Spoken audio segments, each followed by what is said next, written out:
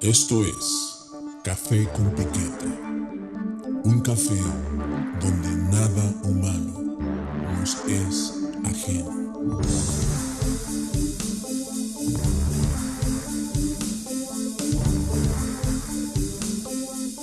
Café con piquete.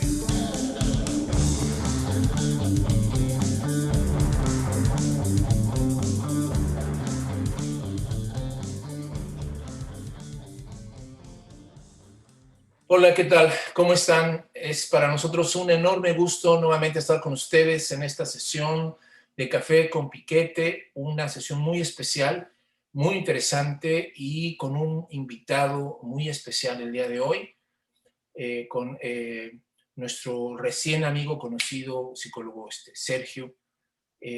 Vamos a ya pedirle que se introduzca, pero en realidad vamos a tocar un tema en el que nos va a aportar muchísimo, un asunto complicado, delicado, actual, y que en las últimas semanas, por lo menos en México, no sé, se ha trascendido en otros países, el caso del abuso espiritual y particularmente, ¿no?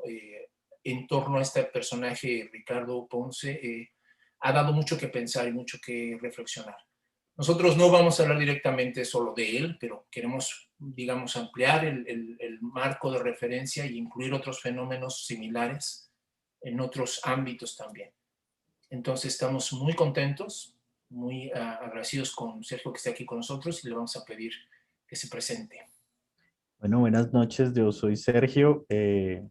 Estoy terminando un doctorado en psicología y estoy trabajando la influencia de la religión de los padres en los niños.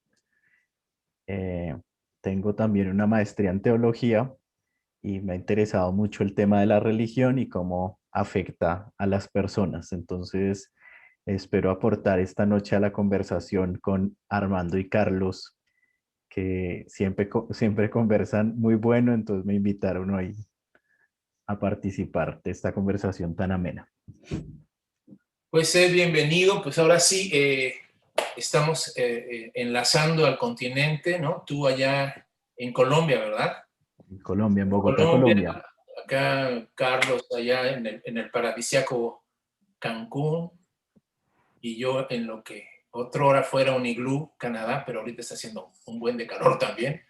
Entonces estamos aquí conectando el norte y el sur, afortunadamente. Pues el día de hoy queremos entonces empezar planteando básicamente el primer punto, los antecedentes de este fenómeno del abuso espiritual. Y lo que estábamos nosotros considerando es que, digamos, las características de este abuso espiritual que hoy vemos representado y visto en muchos otros lugares, tiene, digamos, un origen social, un origen sociológico que tiene que ver con una crisis en la legitimidad de las religiones o de la espiritualidad dentro del marco institucional, ¿no? A partir, yo creo, de la Segunda Guerra Mundial, ¿no? La Iglesia Católica, en este caso, por ejemplo, no salió muy bien parada, ¿no? Digamos, hubo un asunto ahí muy, muy complicado, se comprometieron muchas situaciones ahí. Al paso de los años también la Iglesia Católica ha ido abriendo, o se ha ido abriendo sin que ella lo haya querido, la cloaca de todo el asunto de la pederastia clerical también, y eso también ha generado un descrédito y un alejamiento de la gente.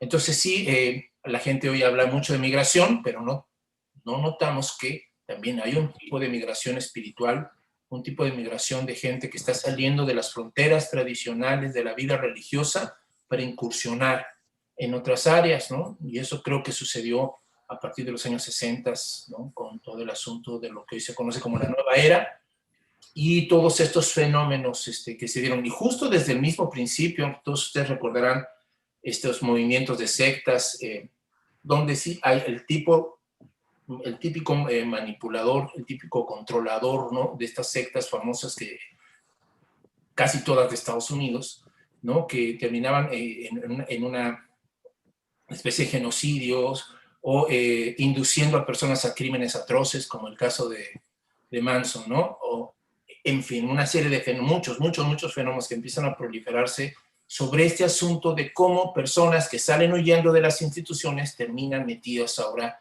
en una relación de poder más sutil, más perversa tal vez, que es la del gurú, que es la del guía espiritual, o como hoy les llaman, el coaching, ¿no? Los coaches hoy espirituales, ¿no?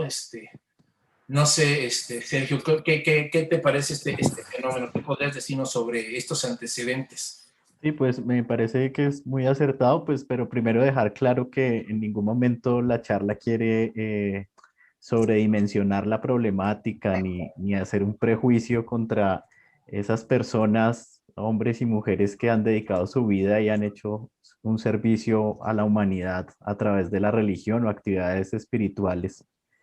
Pues para esos que lo han hecho bien, todo nuestro reconocimiento y respeto, pero no podemos negar que la institución, como tú dices, ha caído en descrédito, no hay coherencia en las instituciones y eso ha llevado a que abunden hoy, más que en otros tiempos, gurús, sanadores, profetas, que a través de algo que se llama la espiritualidad prometen autorrealización, paz interior, también decías tú el coaching, éxito financiero, ¿por qué no?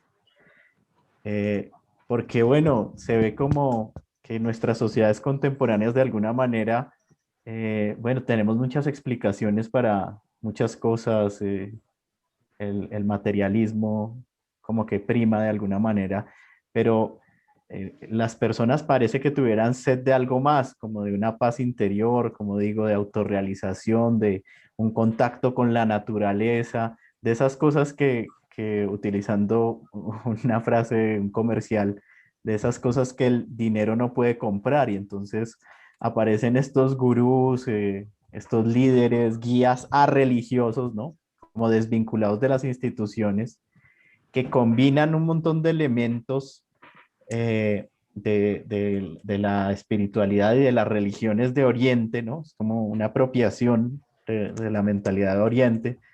Y entonces se empiezan a mezclar con la energía, la ecología, la vida sana, el movimiento slow, la relajación, la meditación, el yoga. Y esto realmente es un movimiento que está facturando millones de dólares. Se dictan conferencias, salen libros con esta promesa de la autorrealización, de centrarte en ti mismo, de encontrar un equilibrio. Y cada vez siento que está cogiendo más fuerza. Se pensaba que esta época sería la época del declive de lo religioso, pero al contrario, es la época del auge de la espiritualidad, ¿no? Eh, Siento también que hay como dos extremos, ¿no? En los movimientos religiosos de nuestro tiempo. Uno es como esta espiritualidad, estos movimientos de espiritualidad, de energía, de vida sana, de autorrealización. Y otro es que las instituciones, dentro de las instituciones, se están formando, pues al ver estos fenómenos, un fenómeno que es el fundamentalismo religioso, que ya es la radicalización de las ideas religiosas y además de esa radicalización, buscar imponerlas en la sociedad. Entonces creo que hoy nos estamos moviendo como entre estos dos mundos, digámoslo así. Un mundo de la espiritualidad, de la vida sana, desligado de lo religioso, pero también un mundo de un fundamentalismo radical que pretende a partir de las instituciones religiosas influir en la sociedad. Sí,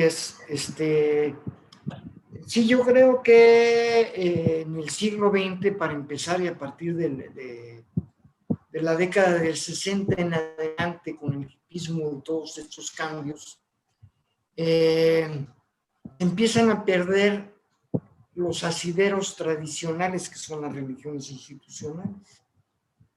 Se empiezan a perder, pero la espiritualidad en sí no se pierde. O sea, la necesidad de la espiritualidad, es lo que no se pierde. Y entonces la gente en general empieza a buscar otros caminos. ¿Sí? O sea, naturalmente, de forma natural. O sea, puede decir, ya no creo en la religión católica o cristiana protestante o el judaísmo o lo que sea, pero necesito o sea, tengo una necesidad interior de conectarme con alguna cuestión espiritual. Entonces sí viene, en parte viene, para empezar, hay una migración muy fuerte de la religión católica hacia religiones cristianas, evangélicas y una serie de cosas así. Hace tiempo leíamos un documento de un sociólogo, el que fue tu maestro Armando, que decía que 14,000 personas diariamente en Latinoamérica desertaban de la religión católica para abrazar otro tipo de fe. Pero esa es una, ¿no? Que además esa ha conllevado un problema también tan serio como, digo, que no tiene que ver con lo que vamos a tratar, pero tan serio como el de Brasil y de Bolivia, que han llegado a niveles políticos muy fuertes, ¿no? O sea, manipulaciones políticas. Pero el problema es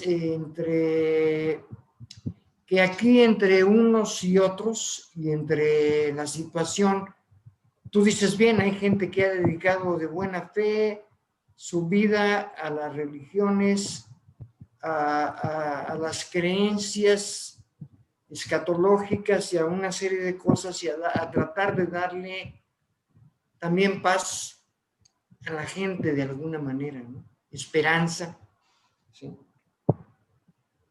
Pero las cosas no se han dado, o sea, hay un materialismo muy fuerte, como tú señalaste, que ha apartado a la gente de esos caminos, pero no ha sido lo suficientemente fuerte como para hacer un alejamiento total de la espiritualidad, para vivir una vida únicamente material, ¿no? Y eso a pesar del consumismo que vemos y todo esto, ¿no? que es muy fuerte. Pero esta gente, o sea, en esa transición, digamos, sin una guía honesta, digamos, es muy vulnerable, ¿no?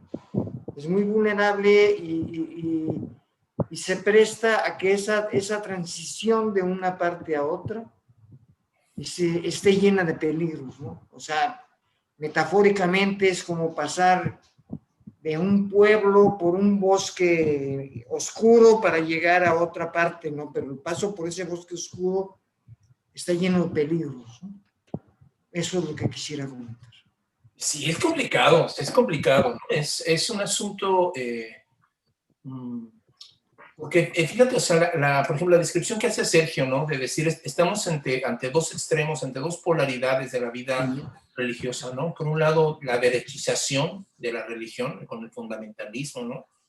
Formas cada vez más estrictas, más legaloides, ¿no? Más entrometidas con querer controlar la vida, el pensamiento de las personas, ¿no? O sea, por ejemplo, en México a mí me sorprende particularmente que el grupo religioso que más ha crecido en México son los Testigos de Jehová. Dices, ay, cabrón, pues ¿cómo, no? O sea, con tanta cerrazón, con tantas cosas que son como escandalosas racionalmente, puede crecer tanto este grupo, ¿no? Pero este grupo ofrece justo por eso, y yo creo que ahí está como lo que hermana con la otra cuestión, este grupo y los grupos fundamentalistas generan una sospecha permanente a la razón, apelando a una especie de criterio superior, ¿no? Ya sea un libro, ya sea, ¿no? Un profeta, ya sea, es decir, algo que trasciende a la razón, que desde allí, ¿no? se dirige de una forma con un control cada vez más severo, ¿no? Pero de alguna manera también la onda del New Age tiene también sus reservas frente a la razón. Es decir, pareciera que ambos, tanto el fundamentalismo como los movimientos espirituales, tienen recelos hacia una racionalidad con la cual están, digamos, en conflicto, ¿no? Y cada uno de ellos se mueve como en estrategias diferentes, ¿no? Por ejemplo, yo veo a los movimientos New Age como la tendencia a relativizar mucho, casi cualquier cosa, ¿no? Mientras que el fundamentalista es a dogmatizar sus posicionamientos como palabra de Dios, ¿no? Como algo inmutable, absoluto, ¿no? Y en ambos casos la conciencia, ¿no? Sí, se ve complicada, se ve, digamos, con muy pocos recursos, si no tienes una formación, si no has leído, si no has investigado, para que puedas instrumentar una respuesta más o menos razonable frente a estos posicionamientos, ¿no? Y a la mayoría de la gente pues, se las termina llevando. No sé qué opinan ustedes sobre este asunto de que con este cambio, con esta migración, también el lenguaje de la espiritualidad cambió. Es decir, ya no estamos acostumbrados, ya no escuchamos tanto hablar del pecado, del Espíritu Santo, del perdón, de Dios, del arrepentimiento, de la contrición, de la penitencia, ¿no? En el catolicismo, ¿no? O que te redarguye el Espíritu Santo en la iglesia cristiana, o ese tipo de cosas que también pueden ser muy manipuladoras, también, pero hoy encontramos otro lenguaje. Hoy la gente habla de que si te pasa algo en la vida o si alguien se abusa de ti o alguien se aprovecha de ti, pues es porque o es tu karma, o es que estás vibrando bajo, o es que ¿no? Es tu maestro, ¿no? Resulta que el violentador es tu maestro, tiene alguna razón para, ¿no? Y entonces se genera un lenguaje, ¿no? Tal que también se vuelve tremendamente ambiguo, ¿no? O sea, como que tampoco da muchos criterios, muchos márgenes para decir, oye, y hasta dónde sí y hasta dónde no, ¿no? No sé, Sergio, ¿qué opinas sobre este cambio en el lenguaje que se ha venido dando en las personas? Ayer estaba leyendo un autor, no recuerdo el nombre, si me acuerdo ahorita les digo, ahorita lo busco. Él hablaba de una categoría que me llamó muchísimo la atención con relación a lo que estás hablando de la razón. Él hablaba de acrobacias pseudointelectuales para explicar el mundo. ¿Mm?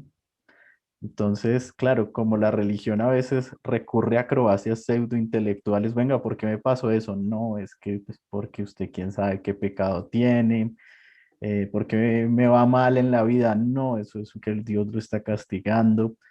Estos movimientos espirituales recurren al mismo sistema de la culpa, pero con un lenguaje distinto.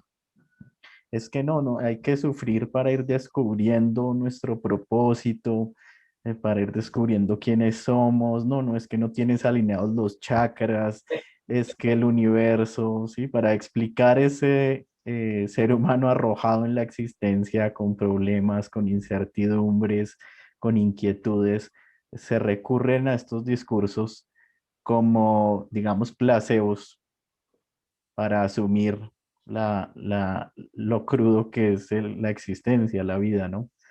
Entonces, claro, desde el fundamentalismo y desde la institución, lo que tú dices me parece que es muy claro y se vuelve el lugar de la verdad, el lugar de lo correcto, es un lugar seguro. Ya tenemos las respuestas a preguntas que nunca se hicieron. En cambio, desde el movimiento espiritual siempre es como un descubrir, un ir más allá, un experimentar, bueno, no me funcionaron los chakras, voy a mirar con abrazar árboles y bueno, con otras experiencias que me van dando respuestas y me van apaciguando las incertidumbres que presenta la existencia, la vida. No sé qué piensa Carlos.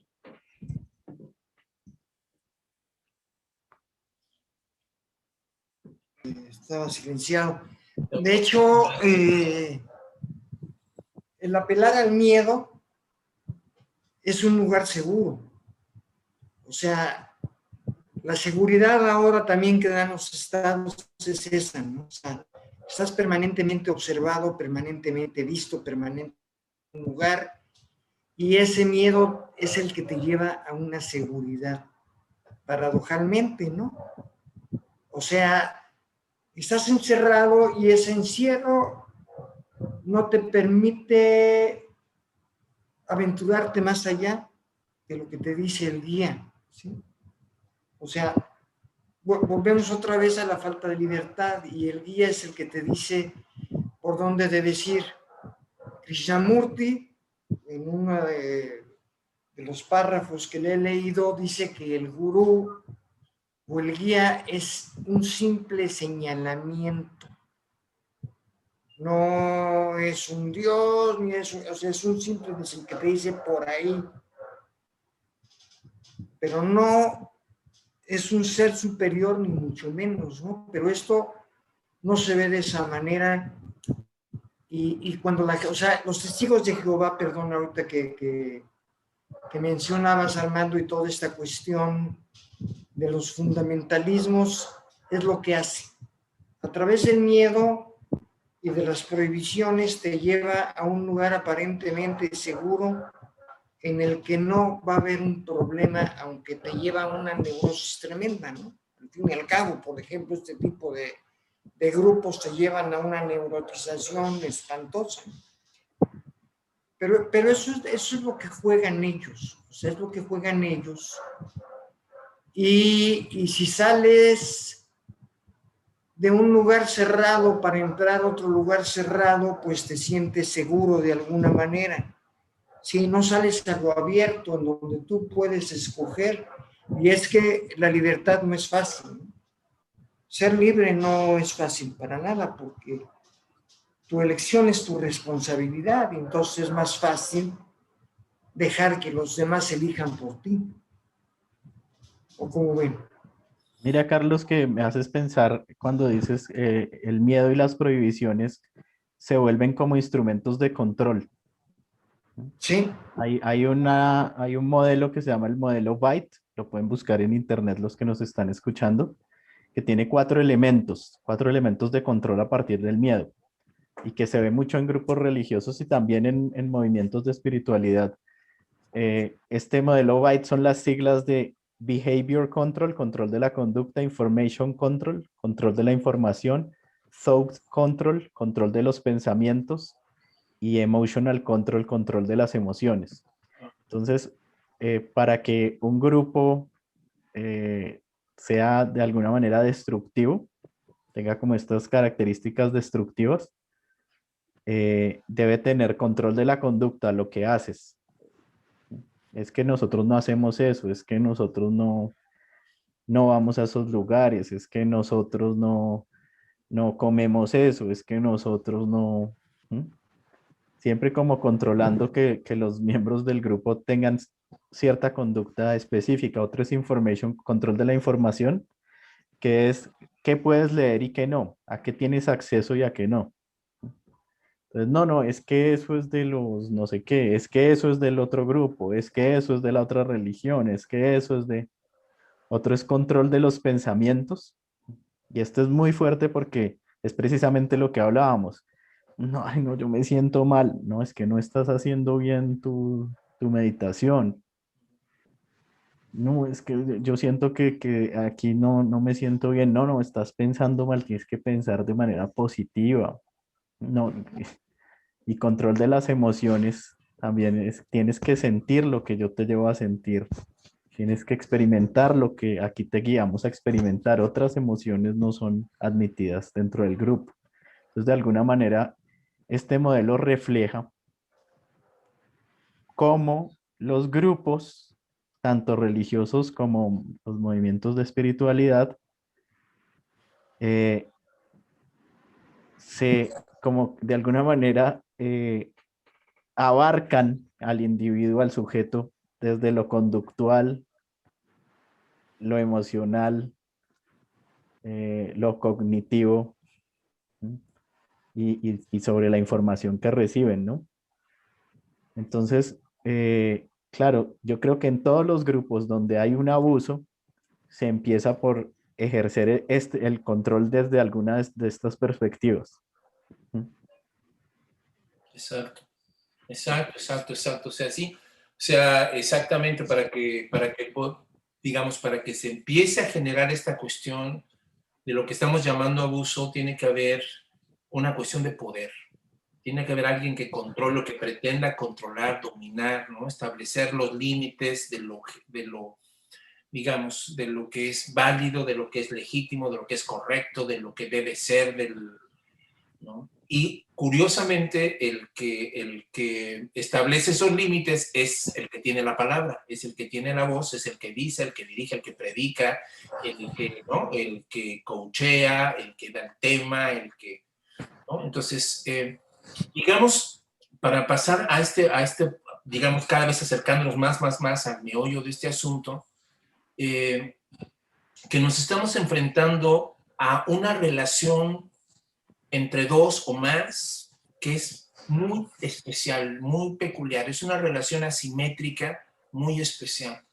O sea, no es lo mismo, y que puede haber, ¿no? Que un amigo abuse de otro amigo, o que en la familia haya también problemas de abuso y ese tipo de cosas. Pero aquí estamos digamos, como queriendo explorar una dimensión de relaciones asimétricas, donde uno de ellos es el que supuestamente tiene las respuestas, al que se acerca a otra persona en busca de solución, es el que quiere o puede o tiene un don o una habilidad, una capacidad, una experiencia, un conocimiento, ¿no? Que lo vuelve especial. Y a las otras personas que en determinadas circunstancias vulnerables, dolidas, fracasadas, en aspectos de su vida, ¿no? Y buscan en esta otra persona consuelo, soluciones, todo lo que tú mencionabas, Sergio, ¿no?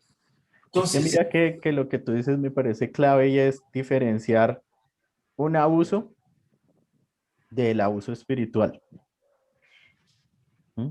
Eso es como muy importante entender ¿cómo lo nombrabas tú?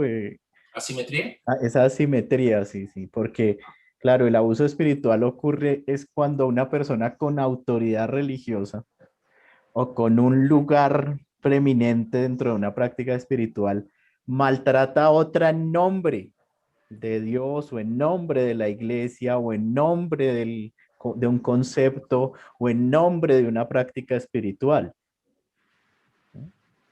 Ahí es que hay abuso espiritual, cuando se hace en nombre del poder religioso espiritual. ¿Sí? Exacto. Y para que eso ocurra debe haber esa asimetría de la que tú estás hablando. Existe un grupo de estudio que se llama Cultic Studies Association, Cultic Studies Association, ¿no? Y se dedica a estudiar el fenómeno sectario y ellos definen esta idea de abuso espiritual como cualquier tipo de abuso psicológico, físico, sexual que tiene lugar por una persona de autoridad religiosa o práctica espiritual dentro del contexto religioso o espiritual. Exacto. Entonces, claro, hay un montón de elementos que están ahí en juego, ¿no? Yo pienso también que los lugares, los ambientes, el rol este distanciamiento entre el ferigrés, digamos, si hablamos en términos eclesiásticos, y el pastor, todo, como que se genera todo un escenario simbólico de poder donde la persona que es abusada está en un estado de indefensión. Pues, Exacto. total, creo, ¿no? Sí. Y es que mira, sí tienes toda la razón, no sé, Carlos, ahí también qué opines, pero es que la persona que tiene la palabra, el guía, el gurú, el maestro, el coach, el que sea, o sea, se te presenta a ti o a las personas como un representante. Es decir, alguien que ocupa el lugar de algo mucho mayor y que le da autoridad, ¿no? Digamos, a decir, a guiarte, a controlarte, a decirte qué es lo que tienes que hacer, ¿no? Y ahí, digamos, esa simetría, no sé, Carlos, ¿no? Lo podemos ver por ejemplo, en los grupos de AA, el padrino y el ahijado, en otros grupos que derivaron de AA, ¿no? En los grupos llamados de avance o de cuarto paso, que les llaman también, donde las personas van también con una enorme necesidad de buscar solución, y esta simetría promueve, facilita, ¿no? Abre las puertas al abuso, al maltrato, como dice Sergio, ¿no? A que te quiten el dinero, ¿no? Y además les des las gracias, ¿no? O que terminen abusando sexualmente, como en el caso de Ponce u otros, ¿no? No sé, Carlos, ¿qué más ejemplos a ti se te ocurren o qué podrías decir sobre esta asimetría y esta situación? Bueno, ahorita comentaba Sergio precisamente que el que tiene dominio, el que habla, el que tiene la palabra, ¿no? Curiosamente, Tlatoani, en Nahuatl, Tlatoani, el güey Tlatoani era el superior de de los aztecas, de los nahuas, y el Tlatoani quiere decir el que habla. Y el que habla es al que se le oye. Y él tiene esa autoridad. Yo he escuchado, yo estoy de acuerdo con mucho cuestión de las civilizaciones indígenas. Sin embargo, se sabe de alguna manera que estas civilizaciones también tenían unos controles muy rígidos.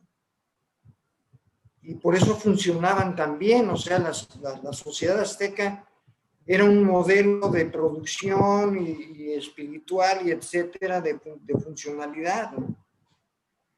Y entonces el que habla es el que se convierte en el que guía, el que manda, el que tiene la palabra y dice por ahí. Y el que habla tiene la propiedad de que los demás escuchen. Y en este caso, pues están también, o sea, las religiones desde luego están incluidas ahí y están incluidas todas, ¿no? Yo no creo que hay una religión, o sea, lo que pasa es que en Occidente preferentemente es el catolicismo o el cristianismo, porque es a lo que estamos acostumbrados, ¿no? Pero en Nueva York hace no mucho tiempo ¿cómo se llama? Se detuvo a 42 rabinos por abuso sexual, ¿no? Lo que pasa es que se acalló, pues hay mucha lana en el judaísmo, entonces esto mediáticamente se acalló y no se...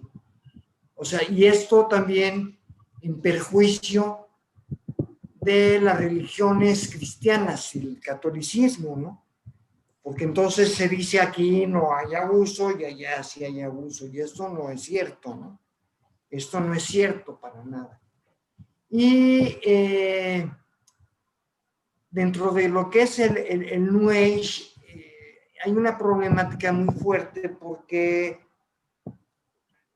cada quien abre su espacio, ¿no? Como se le pega la gana, ¿no? O sea, no necesitas una licencia, ni necesitas un certificado, ni necesitas ir al seminario para acreditarte como tal, ¿no? Y el coaching, desde luego, pues es una acreditación pues muy chafa, lo voy a decir así, ¿no? O sea, mala, ¿no? O sea, no hay un certificado real de nada, ¿no? Y en esto, por ejemplo, yo aquí en Cancún conozco a un sujeto que tiene una casa en la esquina de una persona que es amigo mío, y esta persona junta gente ahí para hacer su secta, ¿no? Y esto es muy difícil, ¿no? Porque no hay ningún tipo de control. No hay ningún tipo de control. Y cualquiera puede abusar de cualquier otro. Ahora, la cuestión son los victimarios, ¿no?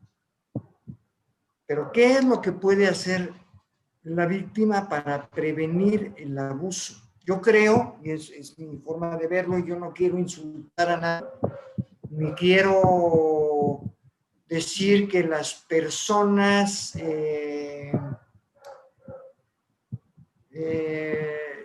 no sé, ¿no? Pero creo que a veces nos prestamos a ese abuso. Creo que hay alguna propensión de cierto tipo de personas que pueda ser por autoestima o por una serie de cosas que se prestan a que propenden al abuso de alguna manera porque lo fueron en su casa o por otras circunstancias, yo no sé, ¿no? Pero no se trata de eso, se trata de, en dado caso, tener elementos para prevenir el abuso, ¿no? Para prevenir ese abuso, para decir, bueno, pues en este tipo de sectas o reuniones o en los cuartopaceros o en los grupos de yoga o qué sé yo, ¿no? De meditación, porque además esto no solo sucede aquí, o sea, esto sucede en los ashrams en Oriente. También hay gurús que abusan de las personas, o sea, esto es universal, ¿no? O sea, esto es universal, pero empeora todavía cuando cuando las personas necesitan, están vulnerables y se acercan a las personas, o sea, a otro tipo de gentes que además son perversos y conocen al discípulo, digamos, a quién es el que pueden abusar de él, ¿no? ¿A qué tipo de personas pueden abusar? Ahora, ese tipo de personas que pueden ser abusables, digamos, ¿qué elementos tienen para protegerse de alguna manera? No sé, tú, Sergio, como psicólogo y como teólogo, puedes dar algunas ideas, no sé, ¿no? Claro, yo pienso que hay algo clave que debería detectar cualquier persona que hace parte de un grupo religioso o de una comunidad espiritual. Y es, si me quiero ir pero no me puedo ir, Uh-huh. ahí hay un problema. Distinto a que me puedo ir pero no me quiero ir. Si me puedo ir cuando quiera, pero no me quiero ir, es porque de alguna manera me está sirviendo, me está aportando, está iluminando alguna experiencia de vida, de comunidad. Pero si me quiero ir, pero no me puedo ir, ahí hay un abuso espiritual. Otra cosa que considero que es importante para detectar abuso es que se utilizan argumentos pseudo-teológicos o pseudo-espirituales para abusar. No, es que yo te voy a tocar aquí porque es que yo siento que tú fuiste violada. Ese no fue el caso de el que me comentó Armando hace unos días. Te voy a tocar porque es que si yo no, yo te toco aquí para restaurar las violaciones que tú has tenido. Yo, sí, en Brasil hace unos años había un señor que le daba a las feligreses la leche santa, ¿sí? Y era que las hacía beber su semen, ¿no? Y que eso las iba a curar. Bueno, entonces con argumentos pseudo religiosos y pseudo espirituales, entonces se llevan a las personas a cometer actos que transgreden pues sí, su persona, Dignidad. su dignidad. Hay un libro que estuve leyendo hace poquito, cortico, se llama ¿Por qué creemos en mierdas? Es de un psicólogo español que se llama Ramón Nogueras. Y él dice que poco a poco, no habla precisamente del abuso espiritual, sino que de otro tema, pero poco a poco se van pidiendo favores y favores cada vez más exigentes. Entonces, primero, no, pues tienes que bailar para mí, listo, ¿no? Pues eso no tiene, pues, problema. Bueno, yo bailo para usted, mi gurú, que tanto me ha enseñado, tan bello. Ahora tienes que lavarme los pies. Ah, no, pero es que mi gurú tan lindo. Si yo ya bailé para él, pues que lavarle los pies no es nada grave. Tienes que hacerme un masaje. Bueno, y luego tienes que tomar la leche santa. Entonces, poco a poco se va coaccionando al sujeto desde prácticas muy sencillas, y si ya hizo la anterior, parece que cognitivamente no hay problema de hacer la siguiente, ¿no? Y entonces se llegan a hacer cosas atroces y la persona llega y con el ejemplo que estamos poniendo, llega a tomar la leche santa y no sabe cómo llegó allá, ¿no? Pero fue todo un proceso, fue todo un camino de favores hacia el líder o hacia el gurú que llegaron hasta ese clímax. O también, sí, lo que hablábamos del personaje, se me olvida el nombre. Ponce.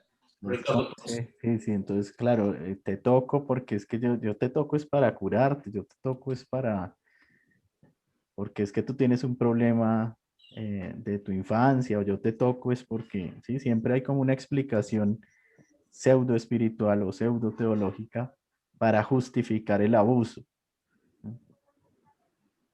Sí, claro, pues si le propone y le dice, oiga, venga, vámonos los dos de paseo, y pues es otra cosa, ¿no? El problema es que se está utilizando una coacción desde lo religioso o lo espiritual para guiar a las personas a cometer actos que no están haciendo desde la libertad que hablaba Carlos. Sí, Sí, perdón, sí, Carlos. no, sí, nada más se quería decir, es como el ejemplo este de la rana que metes en agua fría, pero luego le pones calor para hervirla y la rana no sabe en un momento dado, como es gradual el proceso, no sabe cuando pasa del agua fría al agua hirviendo, ¿no? O sea, no se da cuenta, pues, ¿no? Es una situación así. Perdón, nada más quería poner ese ejemplo, Armando. No, pero mira que me parece muy importante también como destacar esto, porque, claro, si el gurú, digamos, ¿no?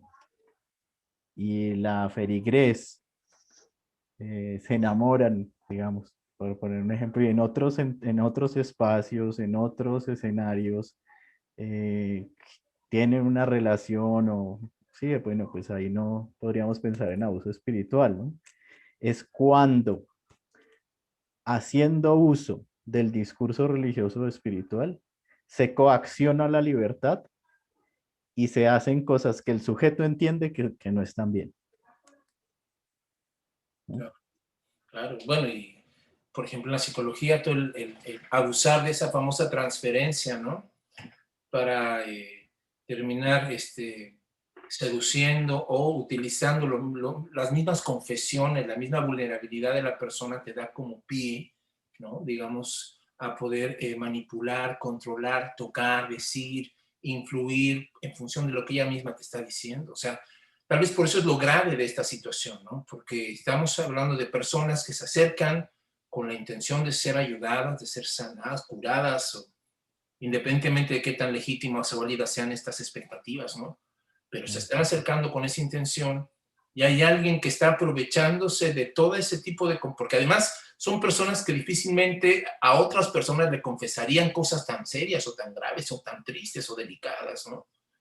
Y de repente pues ya se abrieron, ¿no? Ya se vulneraron completamente delante de la otra persona y en ese sentido ahí, digamos, como que se entregan, ¿no? Por decirlo de alguna manera, ¿no? O sea, psicológicamente ya te entregaste, ¿no? Ya bajaste la guardia, ya bajaste las defensas, todo lo que tenías para protegerte, ¿no? Yo he escuchado testimonios, ¿no? De chicas, por ejemplo, el caso de este señor Ponce, ¿no? Chicas que se ven a sí mismas con buena autoestima o que saben de cuando alguien quiere abusar o propasarse y que saben del lenguaje y manejarse y mantener sus límites.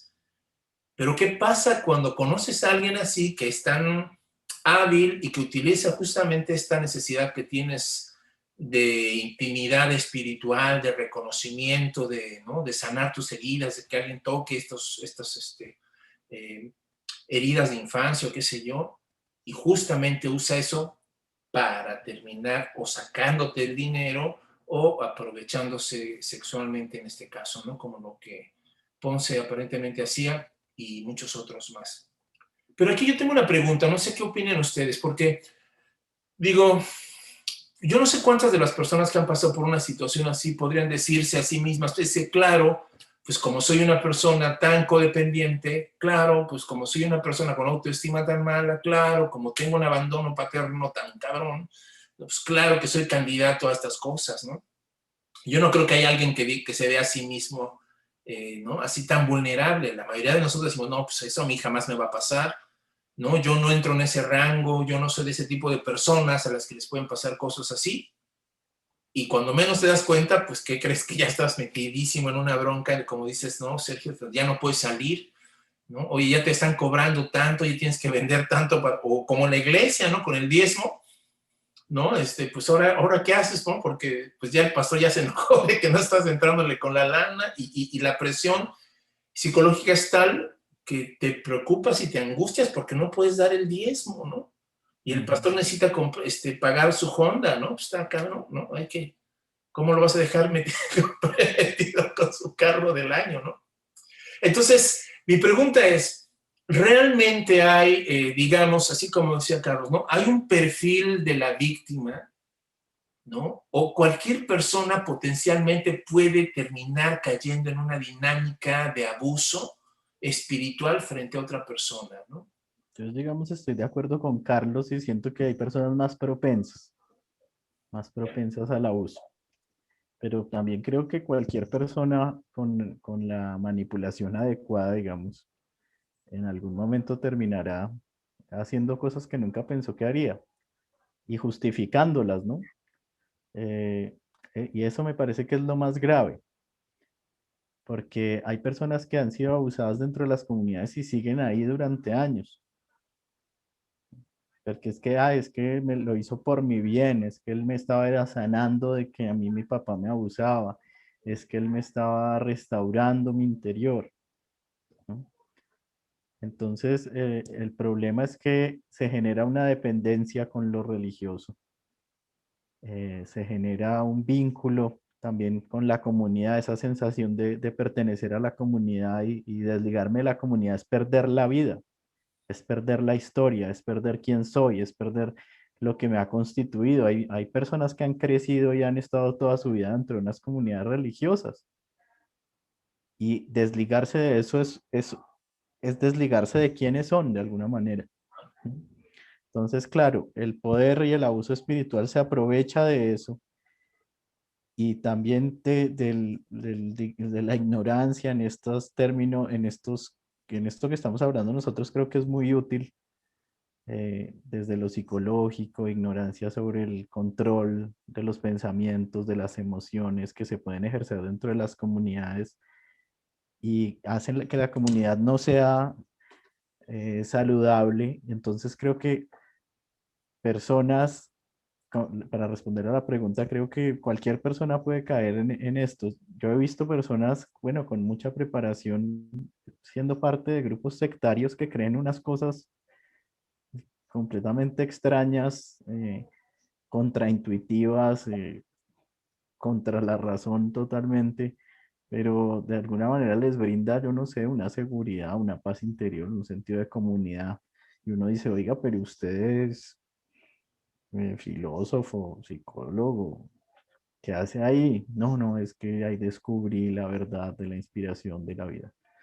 Entonces uno dice, bueno, cualquier persona puede ser llevada a cometer atrocidades, pero como dice Carlos, sí hay personas más propensas que otras, ¿no?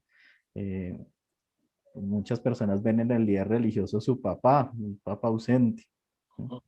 Esto es como mi papá, mi papito y todo ese lenguaje genera también un apego que también, yo también creo que el líder religioso sabe quién, de alguna manera, puede darse cuenta quién es más propenso y quién no. Quién da señas, quién es más flexible, quién acoge lo que se propone. Todos vamos a saltar en pelotos, ¿no? Pues el que no se empelota, ese como que no. El peloto es desnudo, ¿no? Ese como que no acoge, no está unido al grupo, a lo que nos está guiando, el espíritu de la tierra.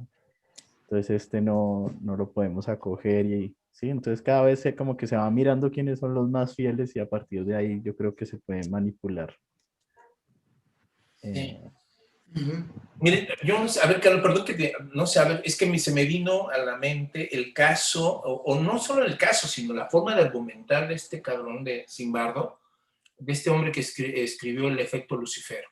Sí. ¿No? Es muy interesante porque, no sé, Carlos, ¿qué opinas sobre este posicionamiento? Es muy controversial, pero este cuate decía que en una relación así, que a veces las circunstancias son tales que la propensión al abuso es tan natural y tan espontánea, pero que solamente es legitimada en esas circunstancias particulares. Es decir, si esa persona que está abusando de otro sale de esa relación de abuso y llega a su casa, por ejemplo, se va a comportar como cualquier otra persona normal, ¿no? Y que solamente, digamos, ingresa otra vez, como en el caso, ¿no?, de lo que hizo en Stanford, ¿no?, en la Universidad de Stanford, este experimento, ¿no?, de poner allí una simulación de una prisión y los custodios simulados terminaban siendo brutalmente crueles con otros compañeros de ellos que estaban representando a los prisioneros, ¿no? Pero, sin embargo, decía que ese era el efecto Lucifer. El efecto Lucifer era que las circunstancias, o en este caso, ¿no?, por poner el caso de las víctimas, es decir, yo puedo someterme por una circunstancia en particular a una persona, pero yo saliendo de la iglesia, o yo saliendo del yoga, o yo saliendo de AA, o yo saliendo de cualquiera de estas relaciones asimétricas que podemos ejemplificar, no me voy a dejar de cualquiera. O sea, esa misma persona le va a reclamar al tendero, le va a reclamar ¿no? Si alguien quiere abusar o le quiere hacer un fraude, se va a defender. Pero llega con el padrino, llega con el pastor, llega con el sacerdote y se desmorona. El efecto Lucifer. Sí, sí, me acabo de acordar del efecto Lucifer. Ay, discúlpame, Carlos, antes que se me vaya la paloma. Claro, el efecto Lucifer fue, creo que con los soldados en Vietnam, ¿cierto? En Afganistán. En Afganistán. Y claro, ¿qué hace que el efecto Lucifer se dé? El escenario. Fíjense que lo que tú dices, no es lo mismo estar en la calle, en la tienda, en el Oxxo, que estar en el templo con el gurú fulanito, ¿no? Los roles, ¿no? Ellos son los soldados y los otros eran los carceleros, ¿cierto? Sí, sí, sí. Y los atuendos. Entonces, claro, sí, eso lo menciona Foucault. Los gurús tienen como su atuendo particular, en el escenario particular y con las circunstancias particulares.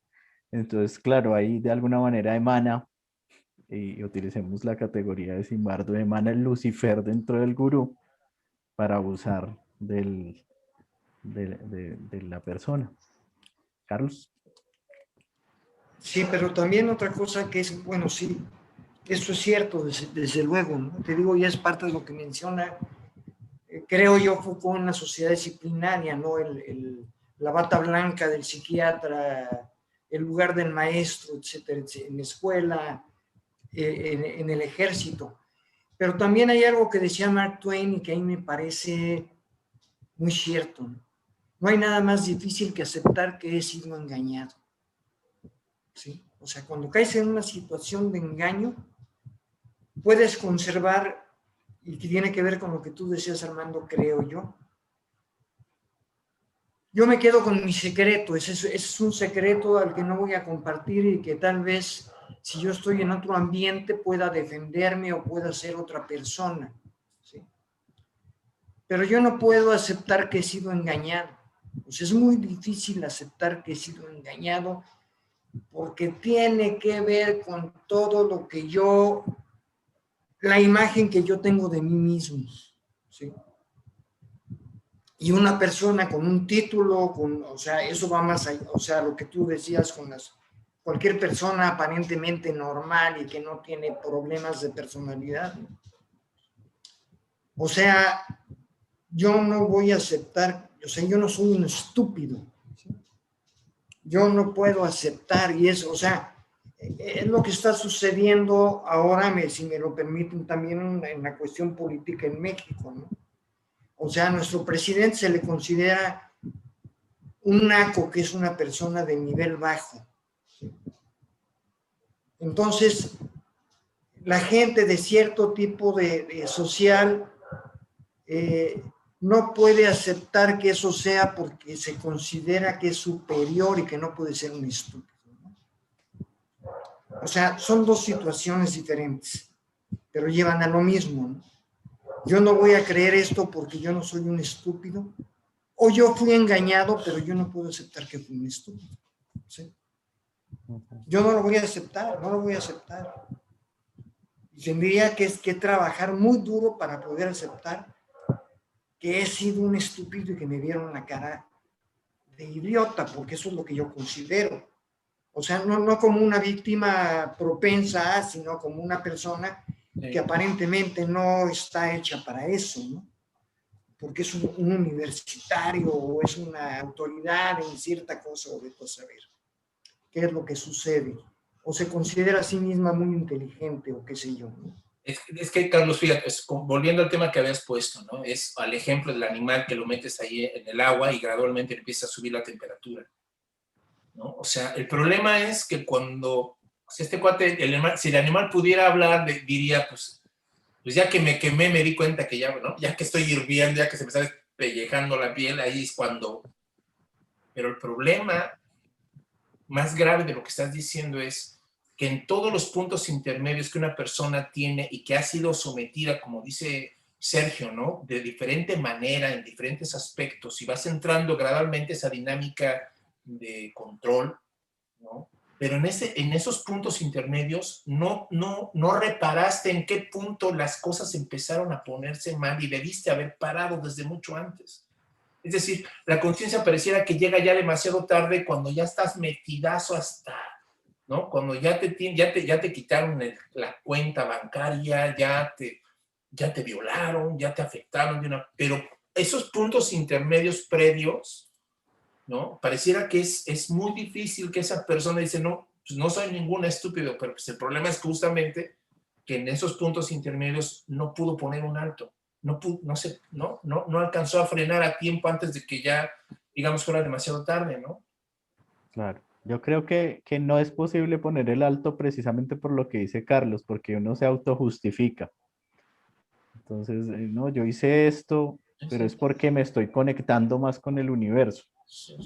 Entonces luego hice esto y pues no, fue difícil, pero es que estoy escalando para volverme un gurú también, ¿sí? Siempre como que lo que parece atroz para otros, para el que lo está vivenciando, tiene una justificación dentro del lenguaje, volviendo a dentro del lenguaje, ya sea del grupo espiritual o religioso. Sí. Ahora, para ir cerrando esta conversación que está bien interesante y que da para pensar muchas cosas y reflexionar sobre, digamos, pareciera que este tipo de relaciones o de situaciones o de ambientes, ¿no? Para seguir con el ejemplo de Zimbardo, este tipo de ambientes y de circunstancias son como campo privilegiado, campo tremendamente explotable para cierto tipo de personas que son tremendamente abusadores y que encuentran en este tipo de espacios espirituales los grupos, ¿no? De AA que decíamos, o las religiones, o el clásico, ¿no? Que era bien borracho, ahora ya es cristiano y ahora piensa que ¿no? ya quiere ser pastor, ¿no?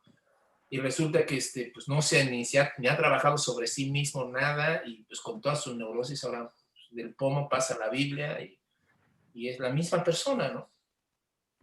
Y aquí yo me enfrento a algunas cuestiones, no sé qué opinan ustedes, ¿no?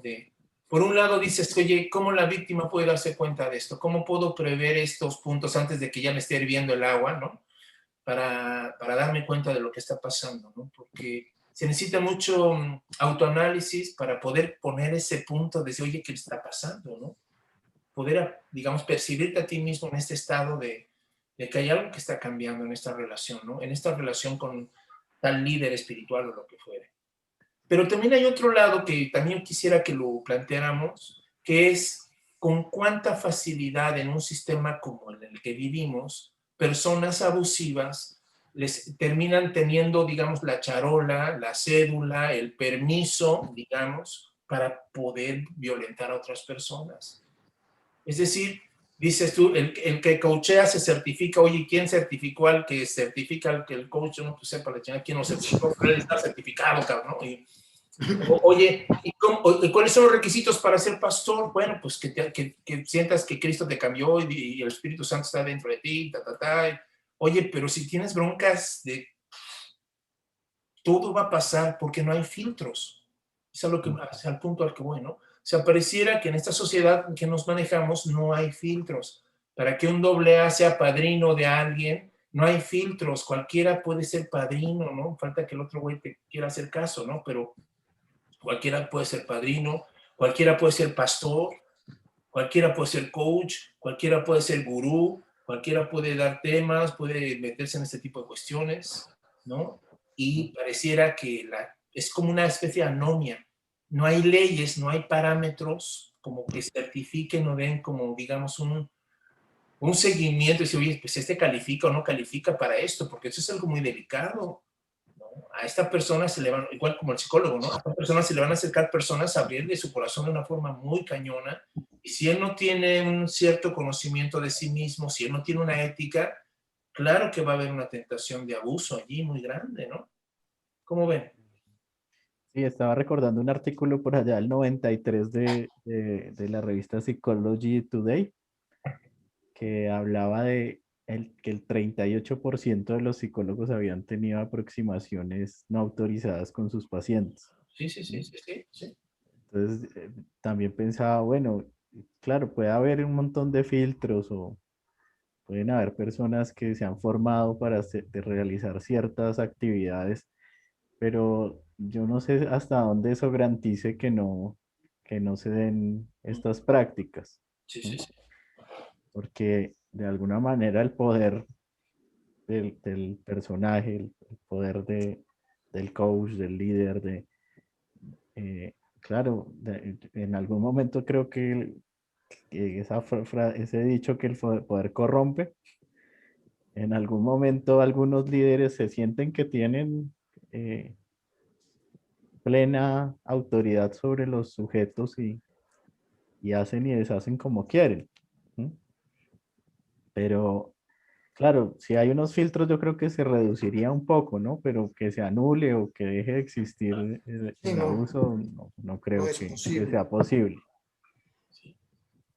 Pero aún más también, o sea, yo creo que de alguna manera el sistema en el que vivimos propicia esta anomia que mencionas, Armando. Y también debemos recordar que estamos en la época de la posverdad, ¿no? ¿Sí? En el que la gente, pues cualquier cosa es la verdad, ¿no? O sea, yo lo que digo es verdad y lo que dice cualquiera es verdad. Y no hay una necesidad de comprobación de la verdad. O sea, bueno, de comprobación de la verdad no existe en sí, pero sí de cierta verdad, digamos, ¿no? De cierta aproximación a una certeza, ¿no? Y esto lo hace más grave todavía, ¿no? Pero bueno, o sea, eso sería yo lo último que yo opinaría. Y ahora, bueno, no sé si, bueno, más bien tú das el cierre, Armando, con Sergio, en lo que corresponde también a pues a su canal o Bueno, Armando, por favor. Pero hay, antes del cierre, algo que retomar algo que decía Armando, eh, ay, se me fue la palabra. Si me acuerdo, ahorita les digo. Culpa de Carlos, man. Si me acuerdo, les digo la próxima. Claro. Pues mucho que pensar sobre esta cuestión, ¿no?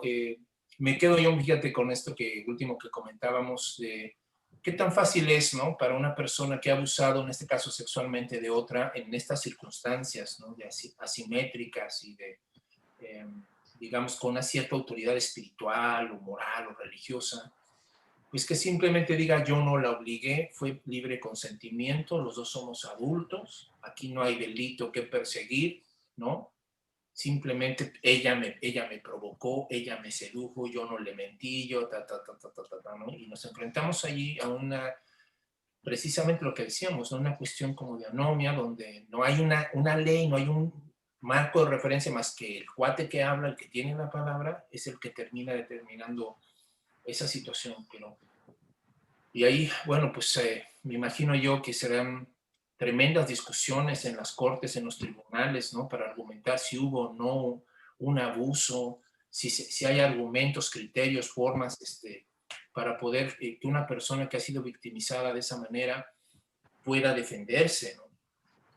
Mira, yo me lo he planteado hasta en las iglesias, o sea, ¿cuándo vamos a ver que un pastor sea, digamos, presentado o levantado un acta, ¿no? En un tribunal, pues por defraudador, ¿no? Por chantajista, por mentiroso, en el sentido de usó tu diezmo y tu dinero para enriquecerse personalmente, una especie de fraude, ¿no? Hasta ahorita yo no conozco a ningún sacerdote o pastor que haya sido enjuiciado por fraude, ¿no? Por el mal uso, ¿no? De las aportaciones que ahí recibe la gente. O sea, estamos de veras ante cosas que si nos metemos al terreno legal, nos daríamos cuenta que es muy complicado este asunto, este tema que estamos aquí tratando, ¿no?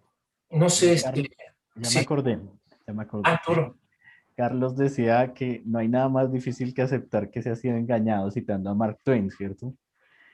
Entonces, como para las personas que nos están escuchando, acepten, piensen, reflexionen si en sus prácticas espirituales o religiosas han sido engañados, ¿no? Entonces, eso es difícil, pero es pensar en si algo me incomodó, pues de alguna manera tengo que pensar si lo quiero seguir haciendo o no, ¿no? También eso exige de nosotros una reflexión profunda y mirar hacia nosotros mismos bueno, a uno no le gusta sentir que lo timaron, pero a veces es la única vía para poder salir de escenarios, circunstancias y roles destructivos. Sí, muy bien. Pues algo más, estimado Sergio, que quieras decir, tu programa, canal, algo que quieras compartir con la gente, que sepan dónde comprarte. Me encuentran en Instagram como el dinosaurio de Noé. ¿Tú eres el dinosaurio de Noé? Yo soy el dinosaurio de Noé. Bien, bien. Ahí está.